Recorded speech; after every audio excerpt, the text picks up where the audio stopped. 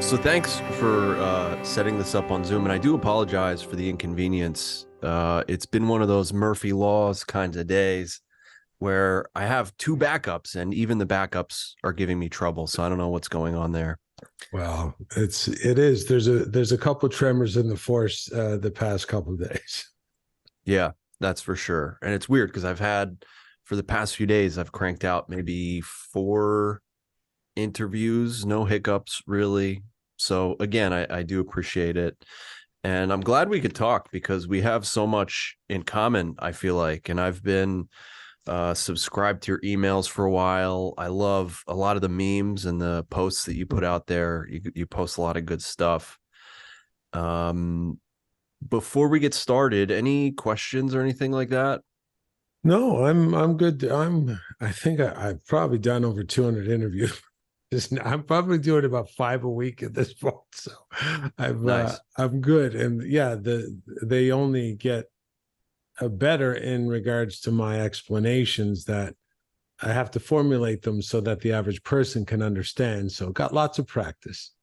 Yeah, for sure. And I hear you on that because I feel the same way about some of the stuff that I say. I don't know how much of my stuff you've seen, but definitely a lot of I don't use the term mind control. I use propaganda, but we're basically talking about, the same sort of thing. So I think I have a lot of questions here around coffee. I'll admit to you, I'm highly caffeinated right now. I think that might be an interesting conversation. Completely fine.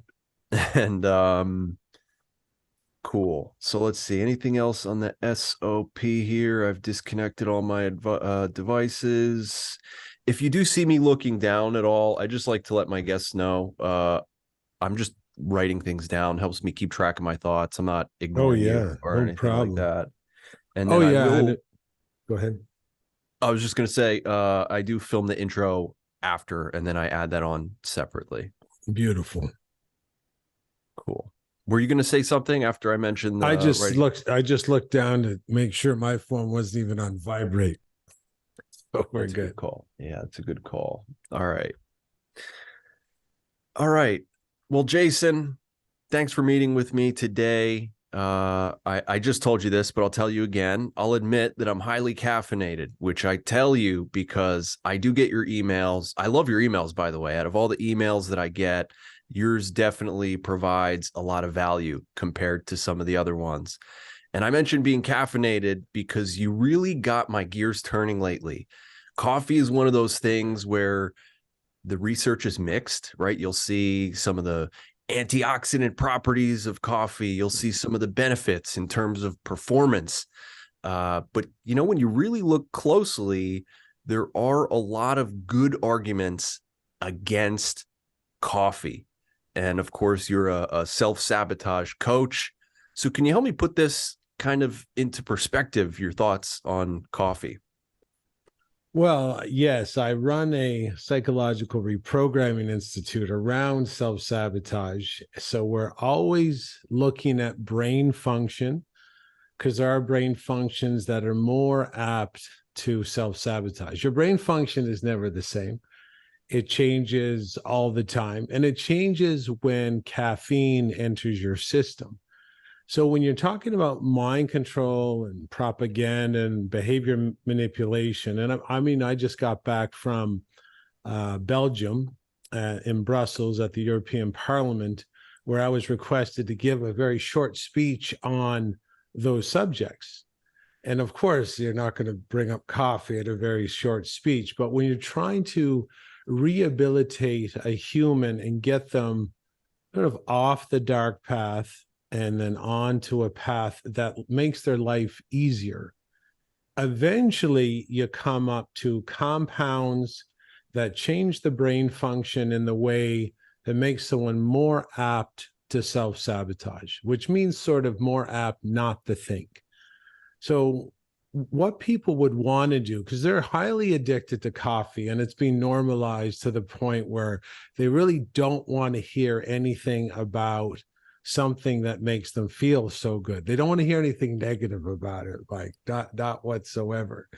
So you got to come in slow with people regarding the coffee.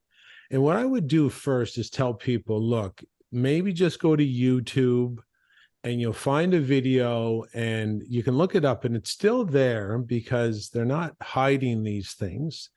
You can just punch in ABC, which is the American news station, and then I think it's MRI, which was magnetic resonance imaging, and then caffeine. They don't say coffee because they also know that if they were to put coffee instead of caffeine, it would scare most people away. So go into YouTube and put ABC, MRI, caffeine, and you'll see a news reporter maybe 14, 15 years ago where you could report almost things that you were interested in. And they were wondering about what caffeine does to brain function. So they go to an MRI machine, one of these huge machines you lie down in, it sucks you in, and it throws this huge magnet, magnetic fields around your body, and then, puts them and knits them together in an image. So this lady goes in with no caffeine, and then she comes out of the machine and comes right back up. And she has 1 8-ounce cup of coffee, where the usual coffees are like double or triple that. And then she goes back down, lies back down, gets sucked back into the machine, and then asks the neurologist on staff, this MRI expert, what's going on? What's the difference? Is there any difference between my brain before caffeine and my brain after caffeine? So most people drink caffeine. You could see sort of that as evidence on the face of the neurologist, and he has never done this experiment, even though he has access to the machine all the time. And he says, oh, this is odd because you have a 40% reduction in blood flow and oxygen to your brain after the coffee.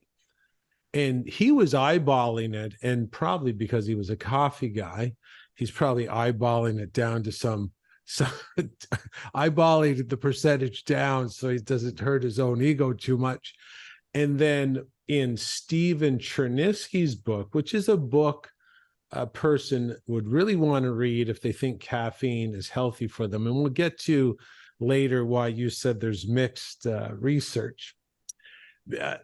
In that book, he didn't eyeball it. He went right for the research, and it's 52%. So, and this is mostly like the lack of blood flow and oxygen in the brain is in this part of the brain that's you don't want inactive in your life. It's the logical and rational part, which is called the prefrontal cortex, which is just behind the forehead. Now, that part of the brain is the CEO of the brain complex, and it's in charge of thinking things through, applying logic and rational thought to your decisions, not allowing any illogical or irrational decisions to be brought into action. It allows long-term consequences of your actions to be estimated or assessed before you go through with your decisions. And when you drink caffeine, it's a poison.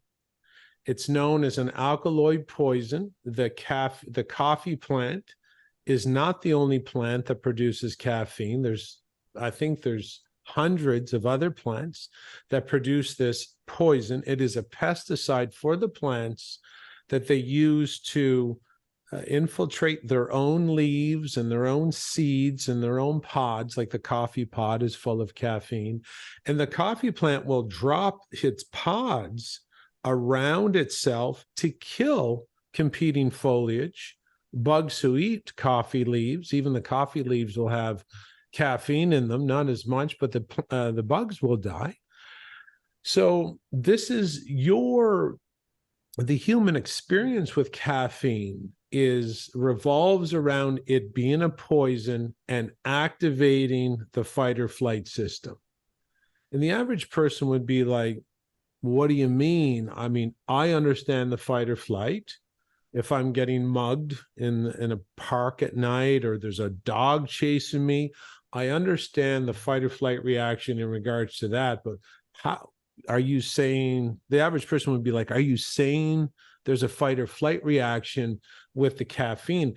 And there is, because you have one fight or flight reaction, and it will be initiated if there's any potential chance of decreasing your lifespan.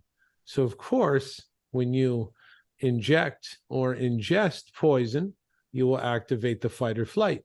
Now, the fight or flight system is a reactive system. It has no ability to think.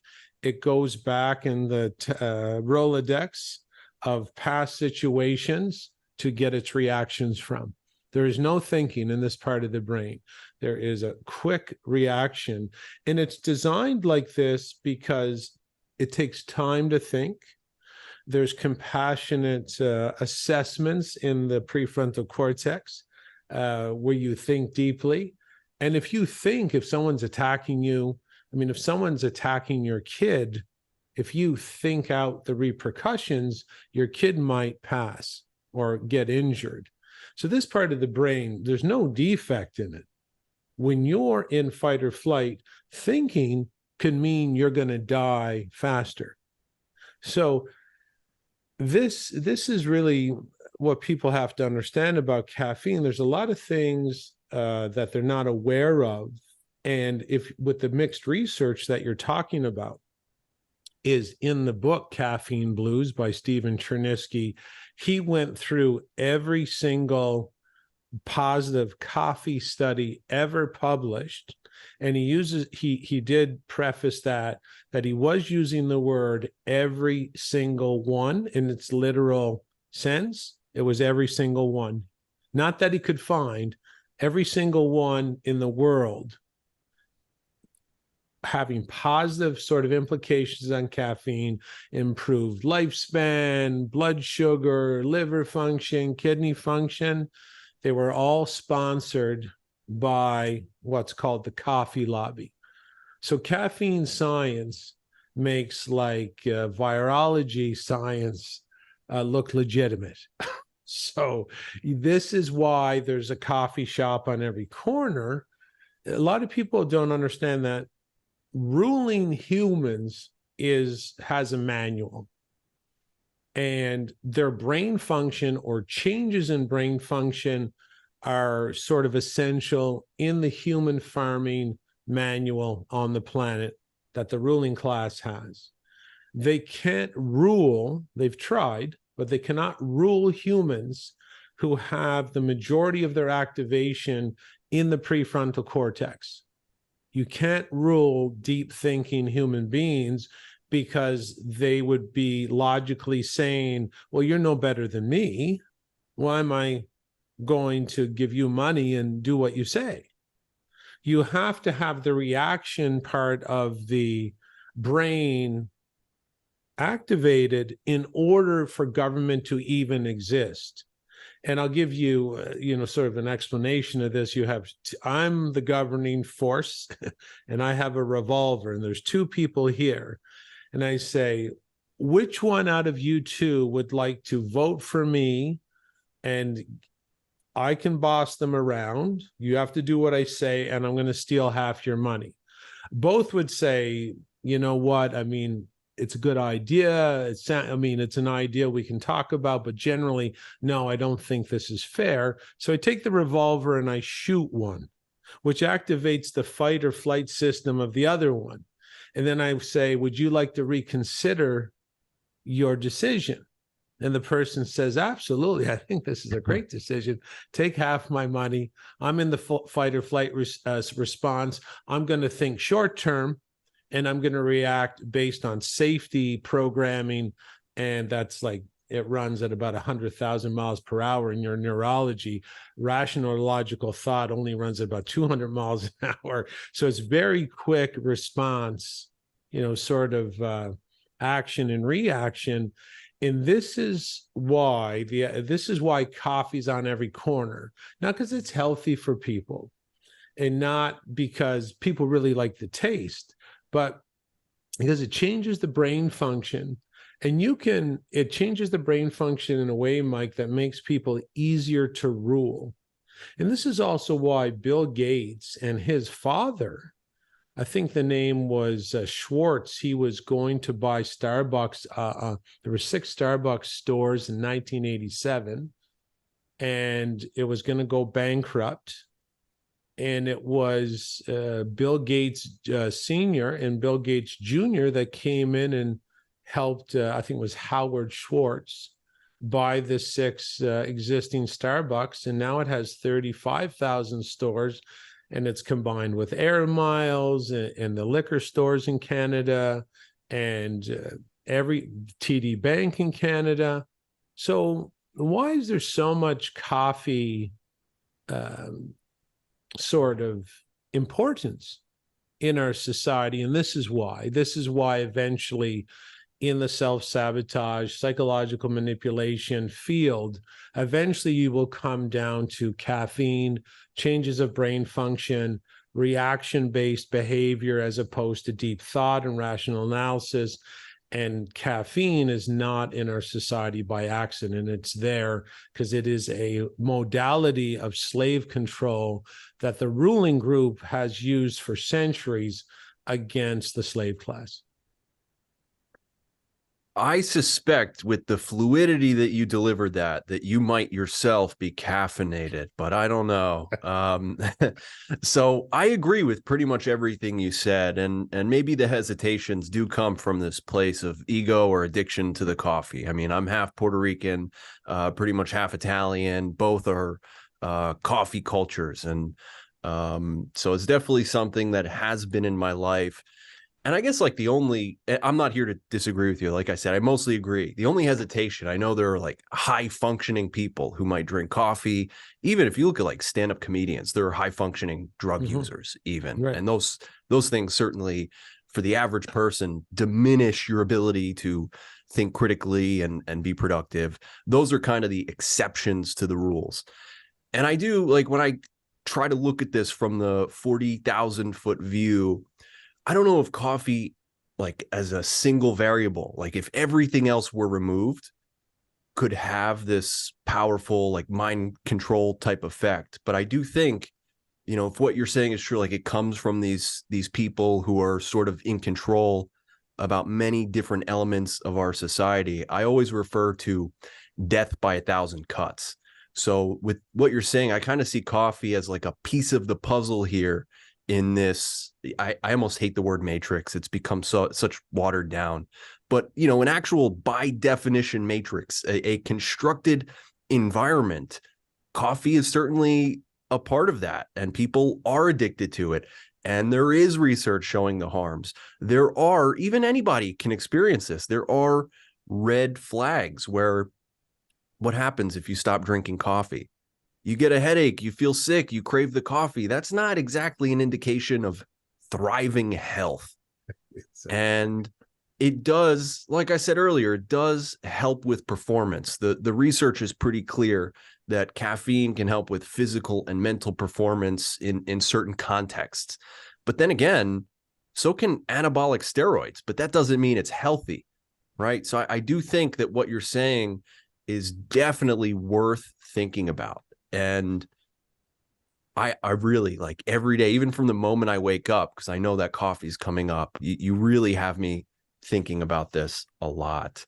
And so I guess, you refer to caffeine, it would probably apply to tea as well.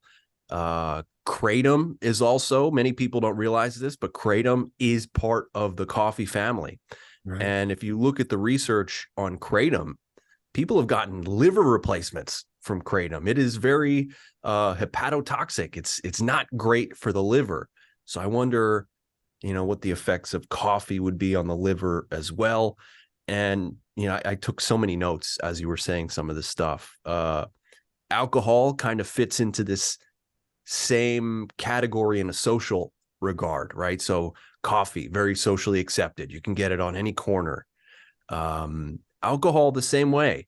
I haven't looked very closely at the research, but I would imagine that alcohol isn't lighting up your prefrontal cortex. It's probably not making you think critically in a very significant way.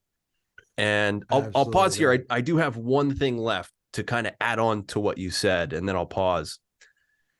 The other thing that I think is often forgotten when it comes to coffee are the extra variables.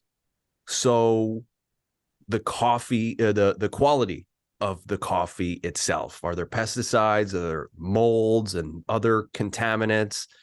The coffee apparatus, whatever machine you're using. So people who use a Keurig machine, it's made of plastic. It's heating plastics into the coffee. That's not even mentioning the K cup itself, which is plastic. It's going to melt more plastic into there. And then where does that coffee go? It goes very often into a paper cup lined with more plastic. And so even if the coffee itself wasn't harmful, everything around it seems to be. And I didn't even mention the quality of the water too. So I don't know. Did I miss anything there? I mean, that there's a lot to think about. It would be a good baby step if people wanted to, because any chemical will really do to set off the fight or flight. So they definitely were behind the Keurig and the K pods or K cups or everything to pollute the human, because we're in mind control experiments, any chemical is going to do. And that's sort of what their general foundation is if some guy or girl sidesteps one other chemical, we got them on so many other levels. Like if someone maybe sidesteps the 2020 new medicine or the 2021 new medicine, and I found a lot of people in the truth movement, I'm really, I didn't take my medicine and I'm fighting the system, and then I see them drinking coffee and cooking in a Teflon pan. And I want people to know that the people who rule us, they're okay with it.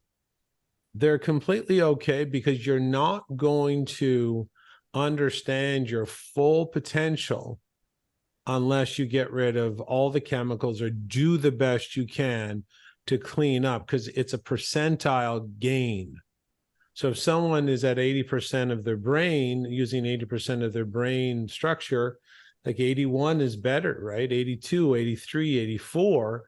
And you got to kind of clean up, knowing that the big secret is this group knows that if we ever, regain the power of our own neurology, it's game over.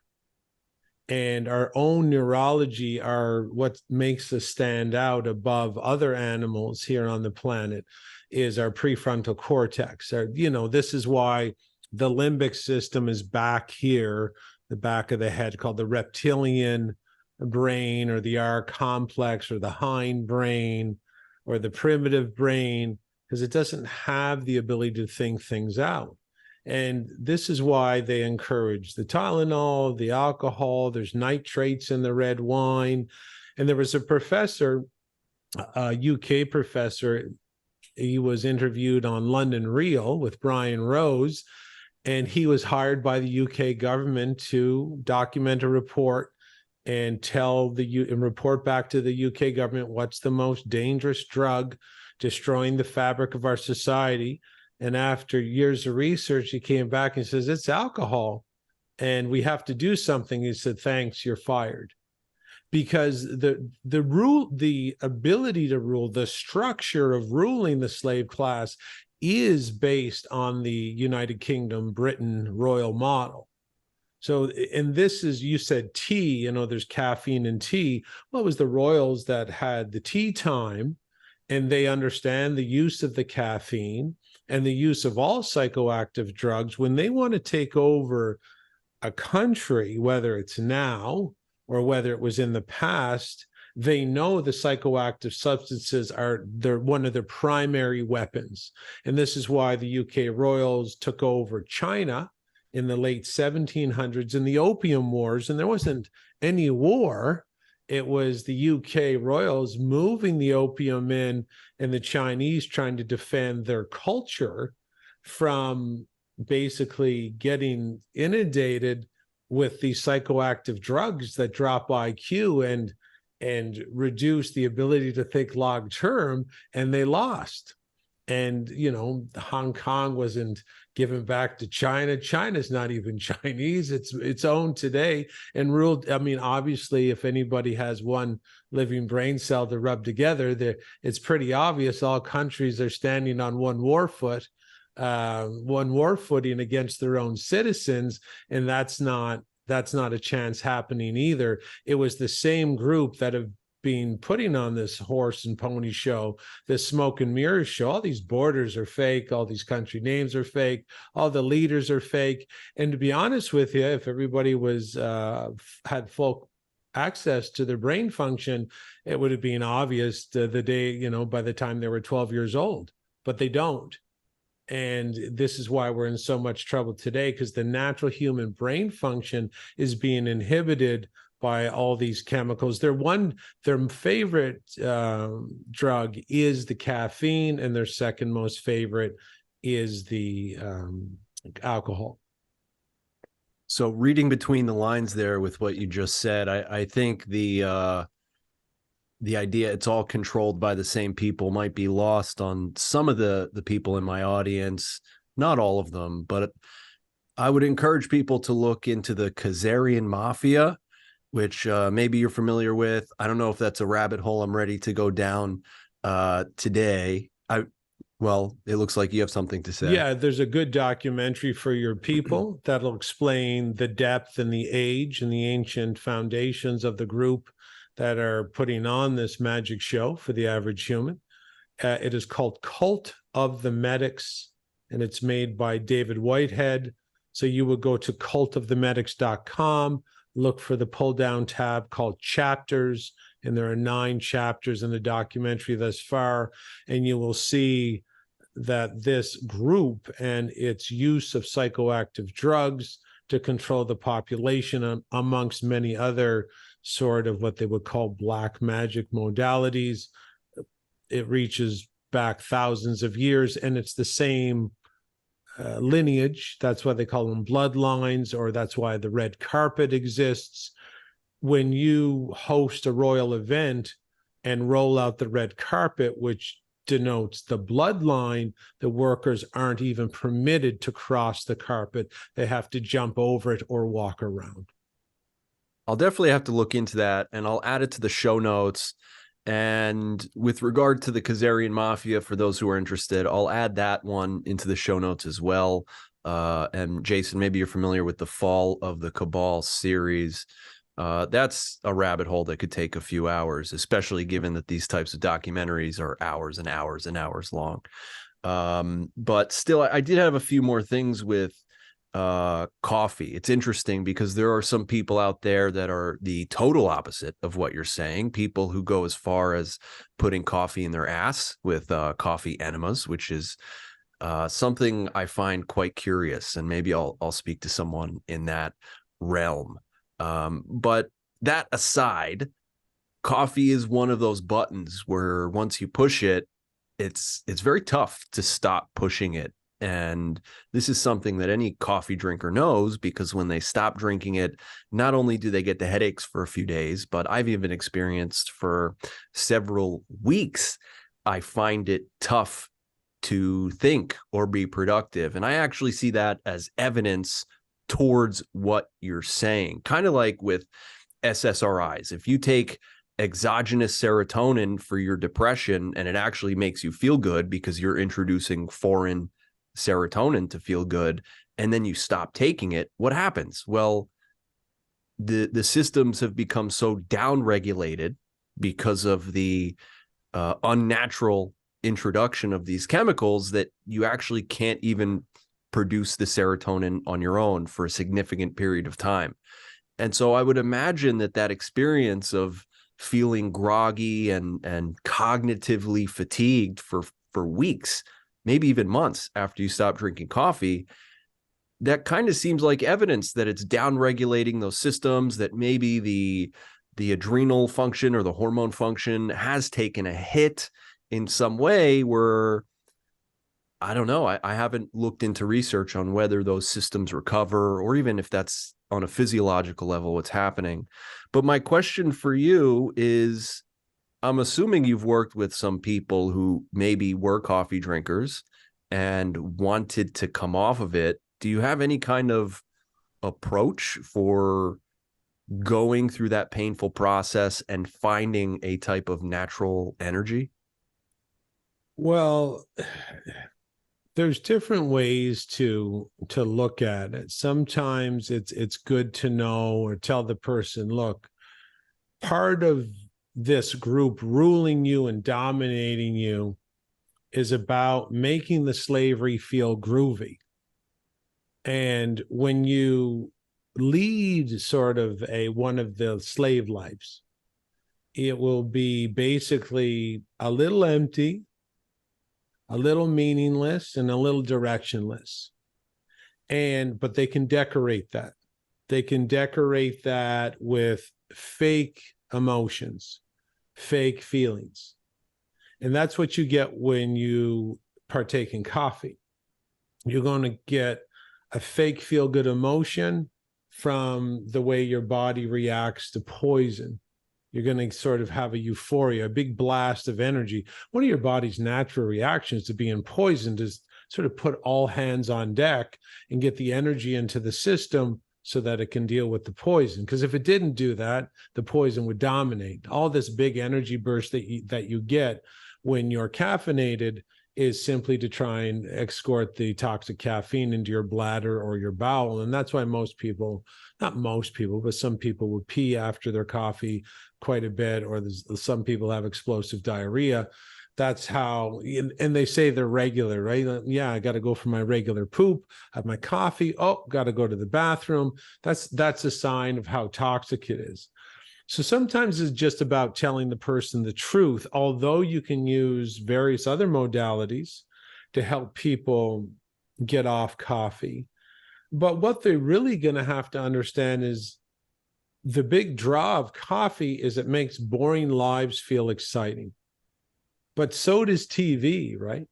Yeah. TV makes a boring life feel exciting, marijuana, alcohol, your phone. Like your life in the phone is no comparison to your life outside the phone. Your life outside the phone is very boring and very slow paced and not as exciting. There's no beautiful ladies, no beautiful men, no pictures of Italy, no pictures of Greece. And this group knows, they know that, I mean, one of their goals is to get you in a room with one of these Oculuses, VR goggles around your head, because they've proven that whether you see a picture of Greece or you're actually there, you have the same changes in brain function, the same satisfactory changes or euphoric changes in brain function.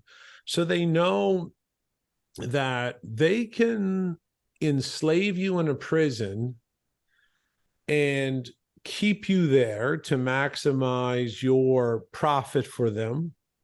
And you won't rebel if they can push in all these fake neurological impulses through their chemicals or through their screens. So it would be really good for someone to understand, you might want to think about just growing up and being strong and understanding that if what I'm saying is true, you will get off coffee and come face to face with your boring, mundane, and painful existence. It could be relationships that are old and rotting. Your job could be a lot less satisfying than you believe. And the great thing about that is, in psychology, you need pain to mature. You need feelings of uneasiness to what's called individuate, or to become your own person. And so what we learn through uncovering our pain through the removal of painkillers is that we actually get to feel if we have a nail in our foot. And you won't ignore it if you can feel it. You got to take a lot of Tylenol to ignore a nail in your foot. So if your life is sort of not as exciting as you would believe, and you take the coffee away, that's going to hit you like bang, like a freight train. and it's going to knock you over. And I tell people, let it knock you over. Not only let it knock you over, ask it to reverse. Get the reverse lights going, beep, beep, beep. Ask it to run you over and run you over again. And that's called listening to the pain teacher. Because the pain teacher is something that everybody in North America has been taught is a goblin, when really it's a guardian. It's the only way out of the pain.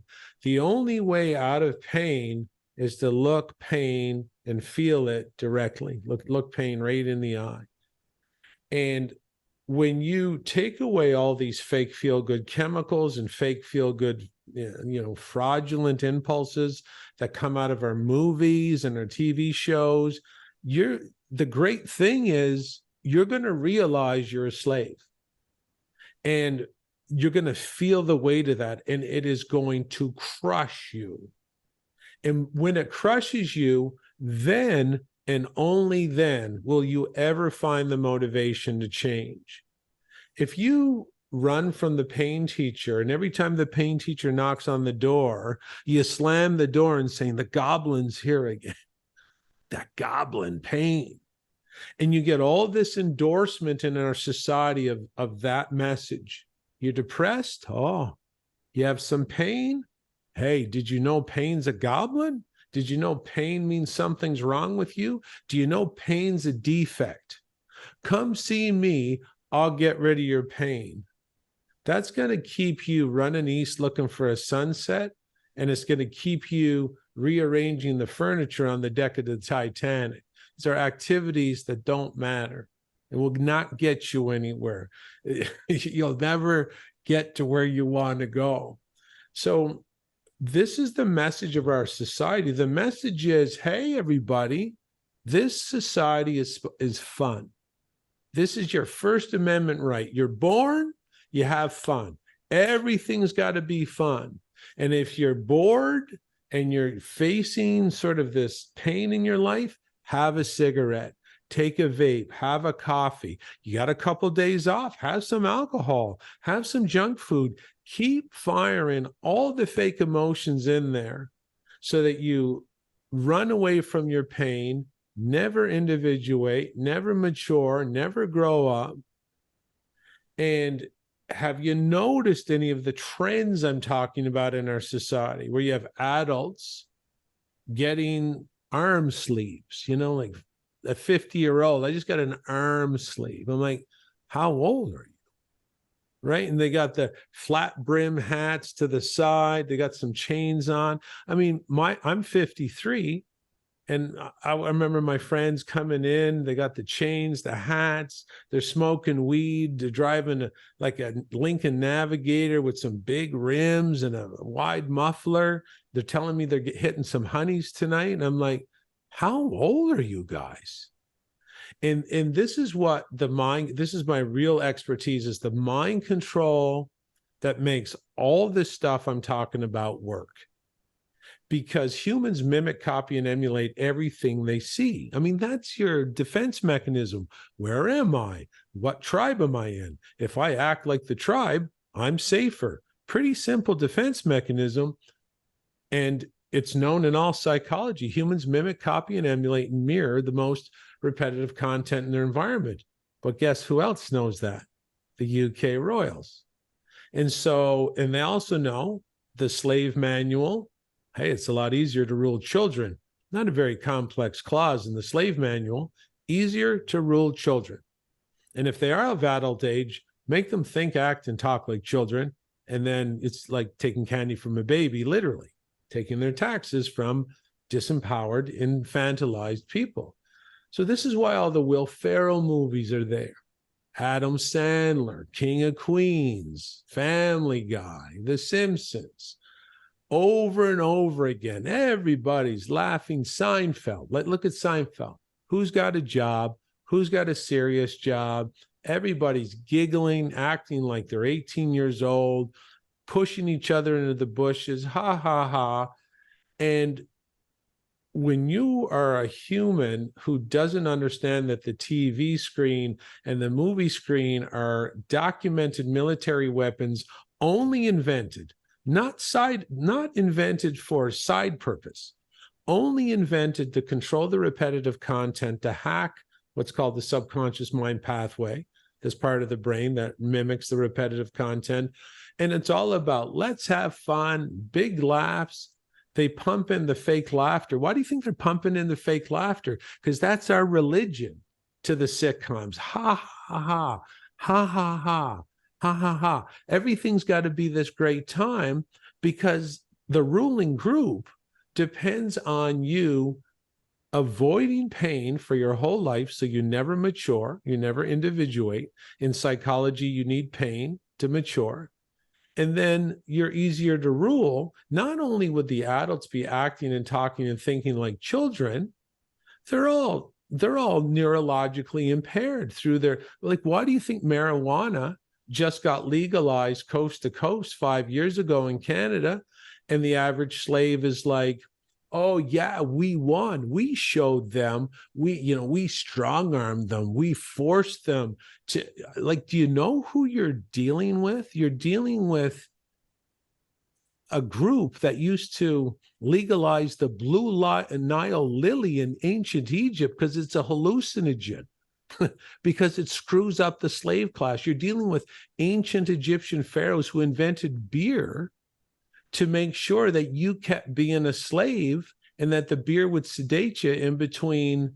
And that's what they call them rock and roll concerts or rock stars, because rock and roll is about quarrying, like cutting the stone off and using the logs to roll them. That's what rock and roll is. And people are like, rock and roll, Rolling Stone magazine, old time rock and roll. Even, what's that guy with the tattoos on his face? I can't even, Post Malone.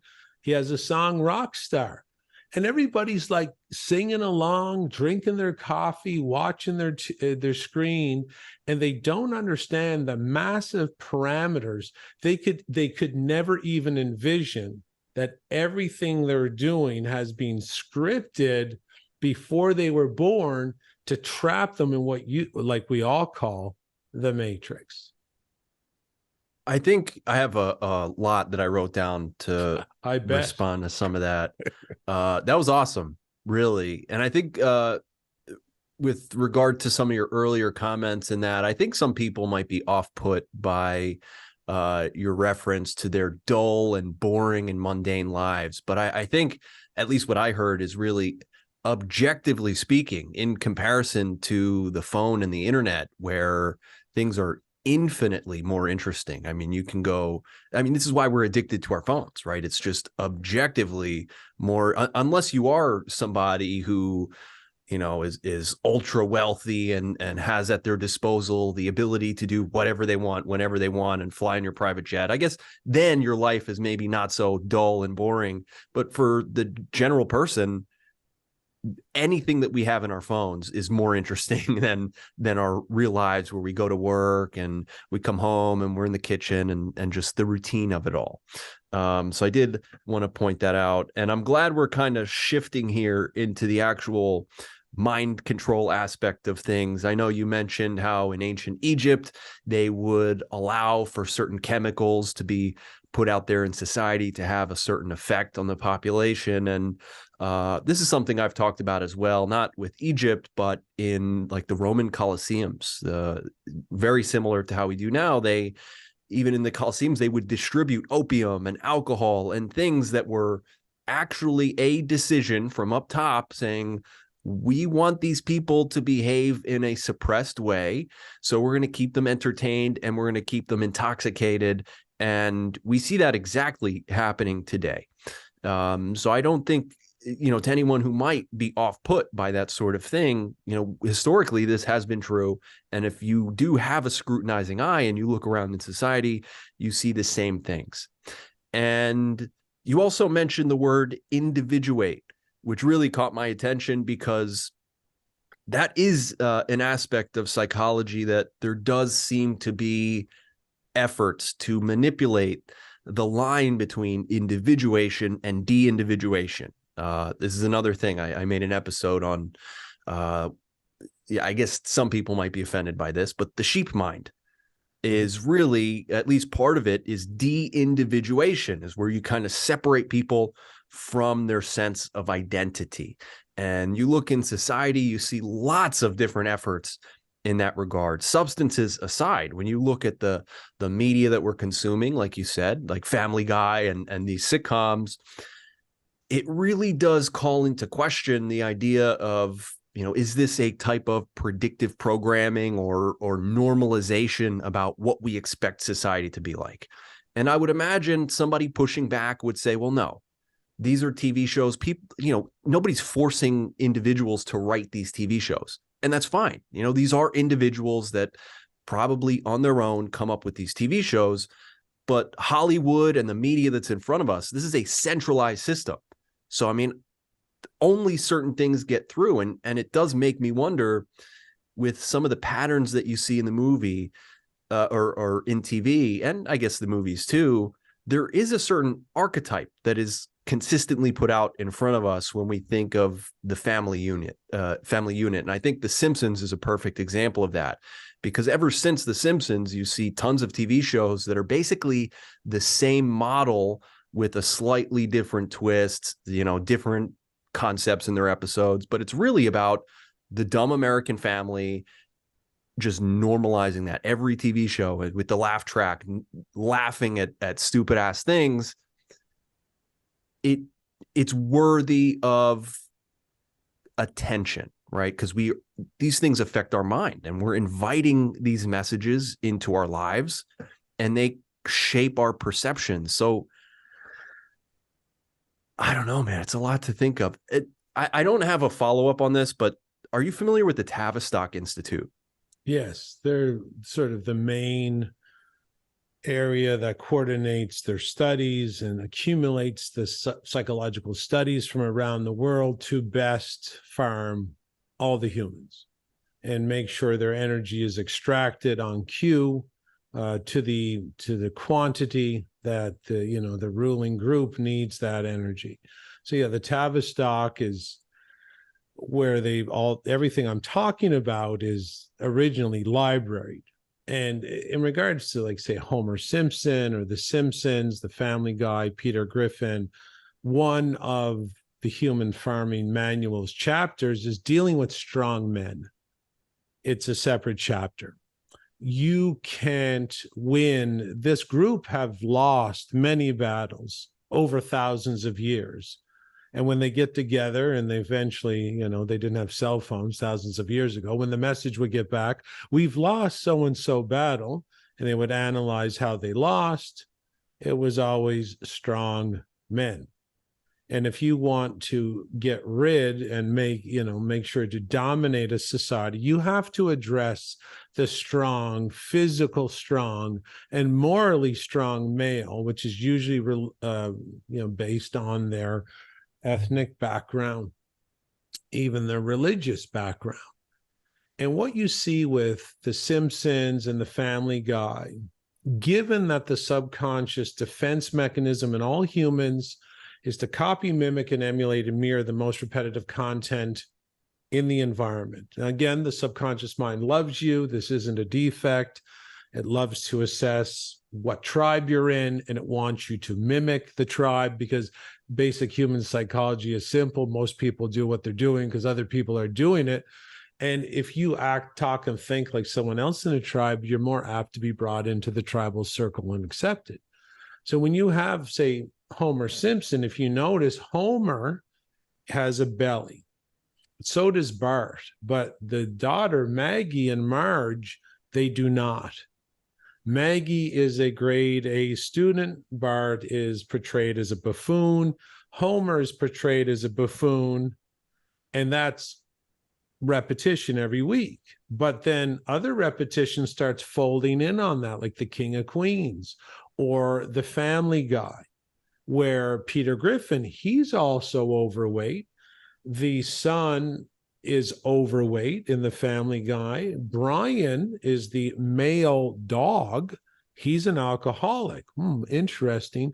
Stewie is a psychopath and always trying to kill his own mother. And then, of course, the female genre or the female characters in these shows, they're empowered, they're intelligent, they're logical, they're rational. And this is the ruling group's way of using Hollywood to dismantle the male in invisible ways. And you made a comment earlier, Mike, as you said, they can't force you to have the caffeine, they can't force you to watch Netflix, they can't force you to watch alcohol. Well, that's definitely in the manual. Is that humans, if you come head on, if you come directly at an enemy and show yourself, I have a gun, I'm coming to your house, you're going to watch Netflix, you're going to go down to the clinic and get your new medicine. Well, then the human really has an idea of who's attacking, don't they? And humans in the manual of human farming, it doesn't go well when you come directly at your enemy, your target population. But if you use psychological manipulation to trick the people to drink alcohol, to buy their own 60-inch TV and upgrade to an 80-inch, and then get Netflix and then get Google Prime or whatever it is, to get all the channels, they don't have the power to do any of this by force. And that's why the thing is, they have to make you agree. You have to acquiesce.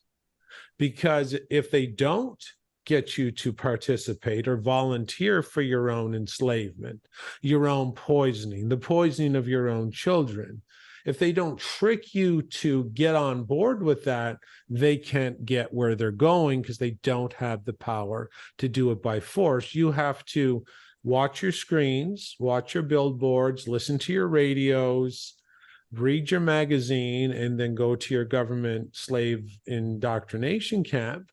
And you have to get flooded with the repetitive content over decades to the point where they launch something at you in 2020 and you put your hand up like a very eager kid in school and say, I know the answer.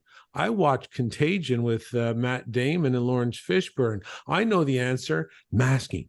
Shut the airports down. We know. Yeah, get the medicine. Everybody take their medicine. Everybody's got to take it for it to work.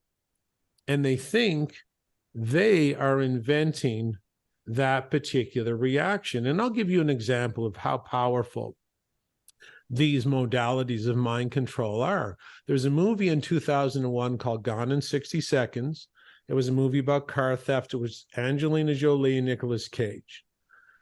Nicolas Cage was a retired car thief. His brother was in trouble with a local thug. The local thug came into the garage where he's working and said, your brother owes me money. You're coming out of retirement tonight. You're going to steal me 100 cars or we're going to have a problem.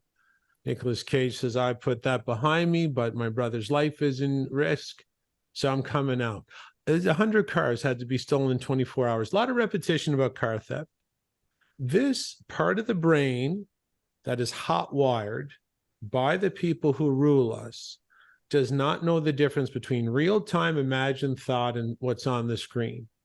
So if you're a person in the movie theater watching the screen, your subconscious says, hey, I know the answer.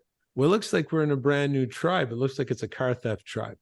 And if we mimic and copy and emulate the car theft tribe, we're going to be safer. Everything our body does is in relation to gaining greater safety or security or lifespan. And when this movie came out in 2001 in Burnaby, BC, Dr. Jerry Croft at Santa Clara University got a call saying, because he knows about this human's natural inclination to mimic and copy repetitive content, in Burnaby, BC, car theft went up 70% in the first 4 days because people were mimicking and copying. Now, if you were to interview the average person who knows nothing about this, nothing about the Tavistock Institute, nothing about and why they're feeding you caffeine before you go in to the movie, or junk food or chemicals, they know nothing about how they're ruled. If you were to interview them when they went in the theater and say, hey, you know what? Do you think a movie about car theft could make some people steal cars? They'd say, absolutely not. You're crazy. You're tinfoil hat conspiracy theorist. But the people who rule us have a saying, what's on the screen at noon will definitely be on the street at night. And all we have to do to make the slaves do and think and participate in the way we want is we control the repetitive content. And the wider the range, where I can put a message on the radio that's similar to what's in the movie, and I can have a government announcement, and it's sort of the subconscious will tie all those repetitions together, and we're going to naturally act it out. And the average person doesn't understand anything about this. And, if someone's offended by, calling their life a slave life or something like this, I just suggest to people, reality is a lot better than fiction. And if I'm wrong, just stop your coffee and deal with your regular life, and you make the judgment if your life is illusionary or you're enjoying it without coffee. If your life is really as great as you think it is, why can't you enjoy it without wine and caffeine and alcohol? Let me answer that for me then, if it's that enjoyable where you got to get high all the time. Yeah, you bring up some good points, and I wish I could say more on the Tavistock Institute, because it's so conspiratorial. There's a good book on it, but the idea is that they've influenced a lot of the media. They perpetrated basically the Beatles and Led Zeppelin and the Rolling Stones and Kiss and all these different things that we enjoy in society, many of us, without really thinking about where the efforts might be coming from to put them in front of us. And with some of the things you said about TV too, I don't know if you remember the show House, Dr. House. Yeah. Even like the heroes, even the good guys, a doctor saving people's lives, they always add something. They add a brand name Vicodin. And around the same time, like, that's a patented drug that they can make a lot of money off of. I would imagine that at the time of that TV show, that a lot of people also flocked to Vicodin just because, hey, it's on TV and it leaves an imprint on their mind. And here's a perfect example of exactly that type of monkey see, monkey do type of behavior is the military propaganda that we see in this country with the military movies, the military TV shows, and of course, the military games where you're really putting yourself inside there. And I wonder what the enlistment rate would be if we did not have those games, meaning that it has to have an impact. People seeing these things and being immersed in this type of environment in a glorified way, it has to lead to people enlisting into the military. And that is a type of mind control, which, again, I know that term can be off-putting to some people, but it is a type of control of the way that you think, which is part of your mind. So, I mean, by definition, it is a type of mind control. And to illustrate this even further, there's this concept in psychology called the Tetris effect, where if you play Tetris for an hour or two, it leaves an imprint in your brain in a way that the effects of Tetris kind of carry through into life outside of Tetris. Meaning, if you're playing Tetris and you're using your mind to guide these little pieces into their proper place, and then you stop playing and you go to the grocery store, there's an element of that perception still rolling around in your head, where let's say you're in the cereal aisle and it's almost like you're playing Tetris in your mind with the cereal and you're trying to like line up the boxes like you would in Tetris. So, just looking at Tetris, that doesn't mean much, but the implications of that effect are huge, because that means the things that we engage in are leaving an imprint on the mind in a way that carries through with us beyond the activity that we're doing. So that means when we're watching TV or playing games or watching a movie or hanging out with people who, are quote unquote toxic, those things develop because of our neuroplasticity. They ingrain into the mind, which is why I think it's so important to be cautious about the things that we consume. And I don't mean food, I mean the information and the media. We should be very cautious. So turning this into like a more proactive sort of thing, what are some of the things that people can do to brainwash themselves or to use mind control on themselves the same way that people might use these tactics against us? Well, mind control, 85% of it is repetition based. I mean, this is why so many people drink coffee. It's the most repetitive content in all of Hollywood film, hands down. Within the first 15 minutes, just pay attention for the first 15 minutes of every film before you slip back into a comfort coma. Keep your eyes open for a coffee mug, a coffee cup, a coffee shop, or a coffee machine on the back counter, and you will never be unsatisfied with your finding.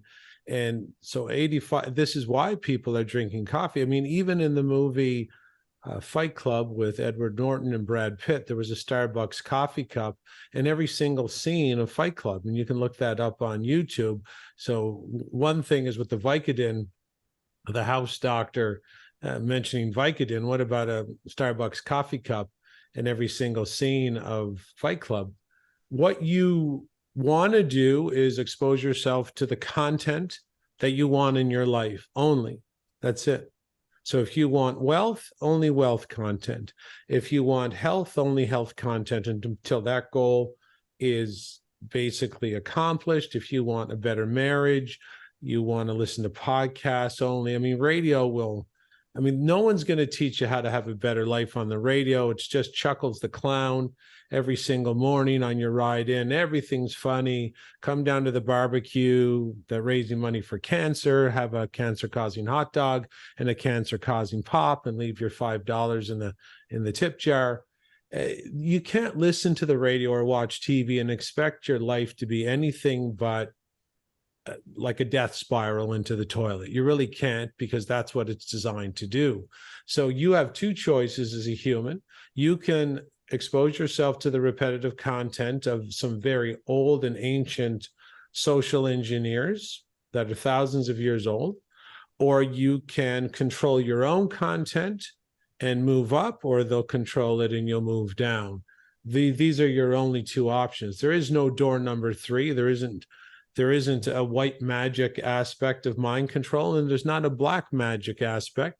It just depends who the sorcerer is that is operating the magic. And the people currently operating your TV and movie magic, your magazines, your billboards, your radio, they maintain their power by destroying yours. That's the only way they give power, is they destroy your power to care for yourself, to be independent, to be a fully functional adult. They destroy that through the repetitive content.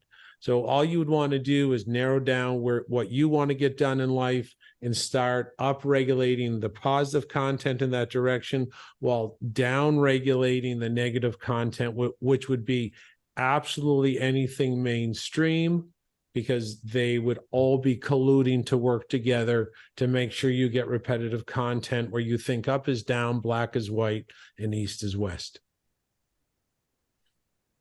So just as a quick aside, you see me turning off my mic. It's been, I told you, a Murphy's Law day. First, it was the connection. Now I have these construction machines outside making all kinds of noise. It's always something.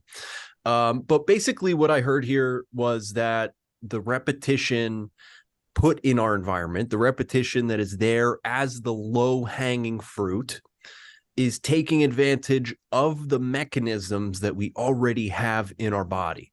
Because the way that our brain works, it responds to our environment, it notices patterns, repetitive patterns. And so when these ideas, when these cultural phenomenons are dangled in front of us like the low-hanging fruit that they are, it's basically that they're put in front of us by the so-called people in control, the people in power, to take advantage of those intrinsic mechanisms to shape our minds in a way that doesn't benefit us, but instead benefits them. And you even use the word magic, which I love, because when you think about it, propaganda is kind of like magic, because you're using words almost like you're casting a spell to create an effect on a large group of people with a coordinated campaign to produce a response that wasn't there before. And what makes it even more like magic is, just like a magic trick, once you see how the trick is done, it doesn't exactly have the same impact that it did before. And propaganda is very much the same way, at least in terms of manipulative propaganda.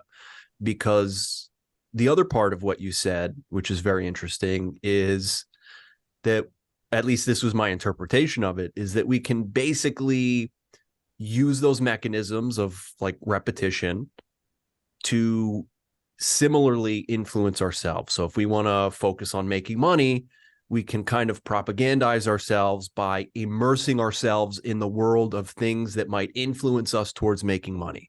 So we listen to music that might influence us in that way, watch shows like, even though it might be propaganda, something like The Wolf of Wall Street, to strategically implement a type of mentality, while of course being mindful of other messages that might be in there.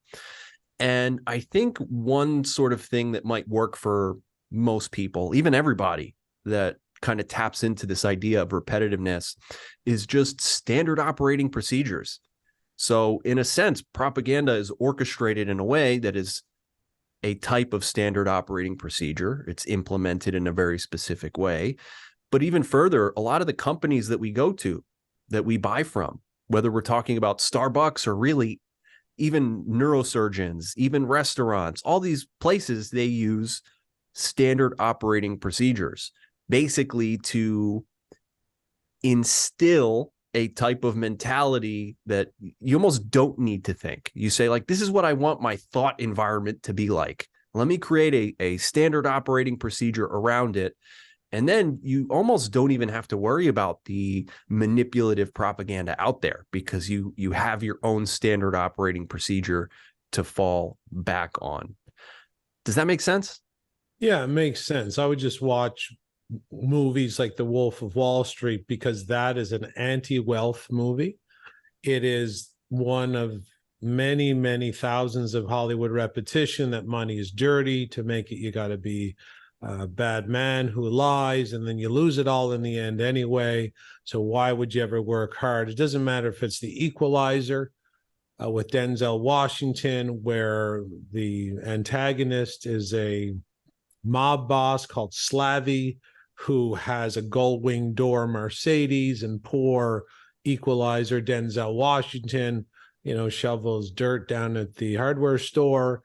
And Denzel Washington only has one pair of Nikes that he cleans with a toothbrush at night, where poverty and basically working a humdrum job is calibrated up to the higher moral ground.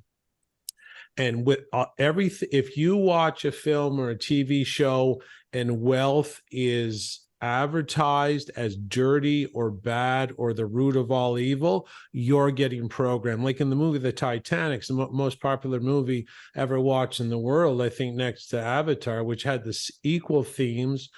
Poor Jack Dawson, he didn't have to buy his ticket with dirty, evil money. He won it as fate in a card game prior to the ship setting sail. And then Rose has to marry the rich guy, who, of course, is an asshole. All the rich guys are assholes. All the poor guys are heroes. Money is bad. Money is dirty. Get rid of it as fast as you can. And even in the Titanic, Rose is up in the stuffy first class cabin. She's having a terrible time. She goes down to the third class cabin to meet Jack Dawson. She opens the door. They got the accordion, the spoons. Everybody's drinking, of course. Everybody's having fun. They're dancing around. She's never had so much fun in her life. So understand how wealth works in the movies. Being poor is noble and of the high moral ground. And if you have money, you're a shallow, evil, dirty, and bad, rotting person. Yeah, that's a good point. And I don't know if I even remember. I saw Wolf of Wall Street once, and I kind of just picked it because that seemed like a stereotypical answer to fit into the trying to instill a money mindset. And I guess there are better alternatives. You could look at people who are actually making money. Anthony Robbins would be your best go-to there. That's a good one. Robert Kiyosaki, Dan Pena, all these people, they have criticisms behind them for sure. But yeah, there are some probably better sources than the Wolf of Wall Street. Yeah. But it seems like a big takeaway here from this discussion is to be intentional about the way we set up our environment so that we're not manipulated by others, but instead we can set our environment up in a way that best suits us, to not do the easy things, sometimes go into the pain, whether that's quitting coffee or trying to build success in some other way. I do have a question for you, because there's this idea of the Great Awakening. Some people call it that. Other people call it other things as well. I've called it the death of the propaganda machine, because people are starting to see these mechanisms that pull our strings and push our buttons. Do you think that there is a type of awakening happening right now? Yeah, I think there is. I think it has to do a lot with health. So when people get healthy, and they've been trying to get more healthy over the past 20 or 30 years, it involves reducing pain-killing substances. And this is why health is the number one enemy of the state. That's why they're calling people who are obsessed with health as having a mental disorder now in the sort of manual, what's it called, the DMS-5 or something. DSM, yeah. Or if it's not a mental disorder, it's far right. Yeah, it's far right, just trying to be healthy. So they're trying to demonize it, because when you back out of these pain-killing addictions, you have to face your pain. And a lot of people are just, putting their money down on the poker table of life and deciding to go that route. And when you are free of sedative substances and chemicals that tranquilize your nervous system, and you're not getting the fake feel-good emotions anymore, you get to look at your leaders and see who they are, your taxation rate, and understand what's happening and your quality of life. If you're not going to decorate an empty life with these chemicals, all you have is the empty life. And then you're like Sherlock Holmes, you're hot on the case of, why am I so empty when they told me I should be happy with all these trappings of life? And it all comes back to this ruling group tricking you to believe you have a good life when really you don't. And there are ways to recapture that good life, which involves removing the parasitical force that is drawing off all our energy toward them and their evil goals. And that's where there is a great awakening, and it has to do with less consumption of alcohol, less consumption of caffeine, less consumption of junk food, less medications. Even in Japan, the government, which is not the government, it's the same group running Japan and the same group running Canada. And they came out with a government-funded campaign. They got to get the teenagers to drink more. So if you look up Japan drinking problem, it's not that they're drinking to excess, they're stopping drinking, which puts the entire fabrication of government in jeopardy. Without these substances, there can be no government. The word government actually means mind control. Govern means to control. Ment or mentis is Latin for mind. The word government actually means literally mind control. And if you don't have a sedated population, you cannot put them under mind control. This conversation has been so interesting, especially because my audience is a little all over the place. I have some people who definitely are on the fully awake side of things. And, my business being Red Pill Health and Wellness, my mission is to really wake people up. So I'm not only talking to the people who are already awake, I'm really trying to be careful in my approach to actually wake people up and to see these sorts of things. And so I'm really curious how the listeners will respond to this, because I think a lot of people will really get it and really resonate with this, with what you've been saying. And I do think there are some people who a lot of what we've discussed today will be totally foreign, which is fine. You know, there's a time and place for people to wake up. But is there anything today that we did not discuss yet that you wanted to before we wrap up? Two things. If anybody wants more information like this, they can email me at jason@freedomfromselfsabotage.com. I got something called the Christoff Report I put out 4 times per week. And if you think this information is interesting, wait till you read my emails. And number 2, I will send you, Mike, a made for TV, it's like a not like a documentary, but a Netflix special with this mind control expert, Darren Brown. And I want your people to link it and click it and see how powerful group pressure is to make humans do things that anybody here would never think they would do, or they would never think anybody else would do.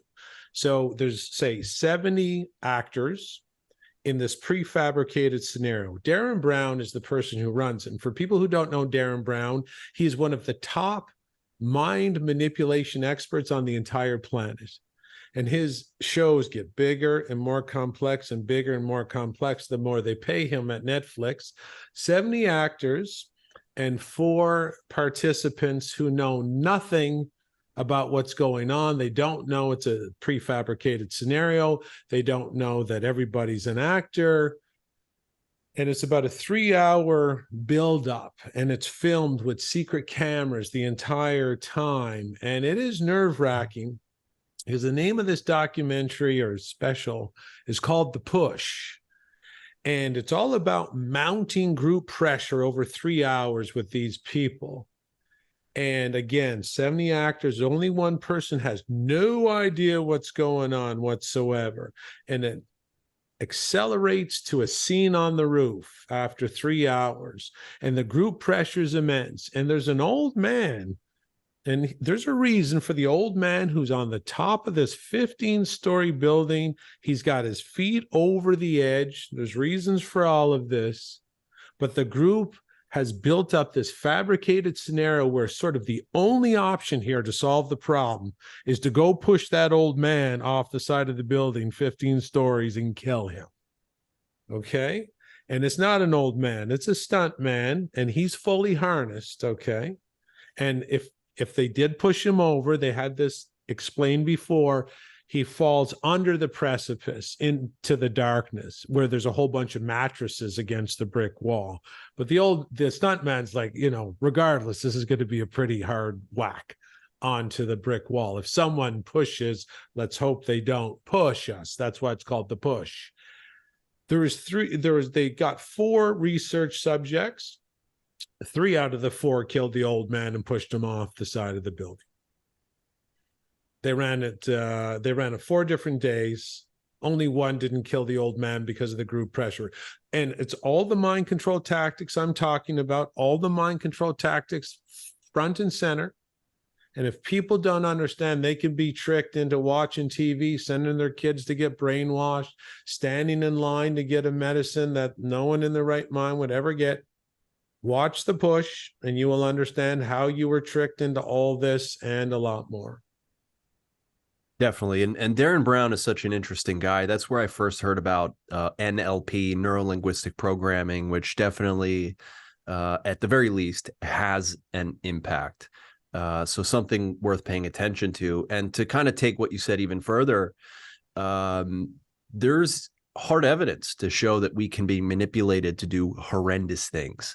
And you look at the Milgram experiments, where all you have to do is put on a white coat and present yourself as an authority, and you can get people to electrocute others. This is the famous Milgram experiments, where that's exactly what happened. They had unsuspecting participants in a room saying, hey, you just have to push this button. It'll give them a light electro shock if they get the question wrong. And every time they get one wrong, it goes up in intensity to where you get to a point where, like, halfway through the experiment, they're getting fake shocked, but the participant doesn't know that. Halfway through the study, the person playing the person who's being shocked, they're screaming, please stop shocking me. And the experimenter, the guy in the white lab coat, just goes, no, I'm responsible for that person. You keep shocking them. 80% of the people are perfectly willing to outsource their thinking to that authority figure and shock the person even as they're screaming in agony. And this isn't just an isolated incident. This is something you see in the Stanford prison experiments as well, when you put people in these uniforms and they behave in accordance with the uniform. So if they're dressed like a prisoner, they act like a prisoner. If they dress like a prison guard, they act like a prison guard. So everything from the neurolinguistic programming, the language that we use, to the social cues, the clothes that we wear. I could list 10 more studies like this. We can be mind controlled. And on that note, I highly, highly recommend anybody listening to this to please subscribe to Jason's newsletter, because like I said in the beginning, it is one of the best that I read. He offers a lot of valuable stuff. It's all very interesting, especially, I mean, if you've made it this far in the show and you like this sort of stuff, that's exactly what he talks about. So, Jason, I really appreciate you talking with me today. This was a fascinating discussion. I think people are going to love it. And I have to figure out a way to wean myself off of this coffee. So thanks again. Always a pleasure, Mike. Great. Wow. That was fun. There you go. I don't know what your listeners are like, but they got that's a pretty tame, that's a tame talk for sure. Well, I love how directly you speak on some of these things, because some people, admittedly, like myself, will dance around these things just to, especially because my audience is kind of all over the place, but your directness is very appreciated.